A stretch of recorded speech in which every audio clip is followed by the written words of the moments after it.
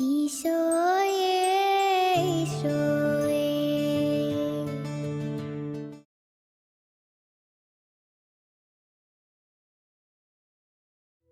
വിശുദ്ധ ലൂക്ക എഴുതിയ സുവിശേഷത്തിൽ നിന്ന്.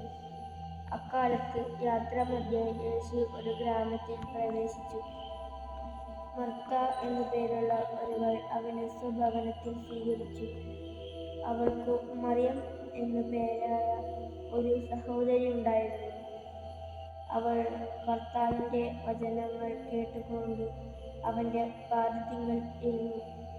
മർത്തയാകട്ടെ പലവിധ ശുശ്രൂഷകളിൽ മുഴുകി വ്യഗ്രചിത്തയായിരുന്നു. അവൾ അവന്റെ അടുത്തു ചെന്നു പറഞ്ഞു, കർത്താവേ, ശുശ്രൂഷയ്ക്കായി എൻ്റെ സഹോദരി എന്നെ തനിയെ വിട്ടിരിക്കുന്നത് നീ ശ്രദ്ധിക്കുന്നില്ലേ? എന്നെ സഹായിക്കാൻ അവളോട് പറയുക. കർത്താവ് അവളോട് പറഞ്ഞു, മർത്ത, മർത്ത, നീ പലതിനെക്കുറിച്ചും ഉത്കണ്ഠാകുലയും അസ്വസ്ഥയുമായിരിക്കുന്നു. ഒന്നു മാത്രമേ ആവശ്യമുള്ളൂ.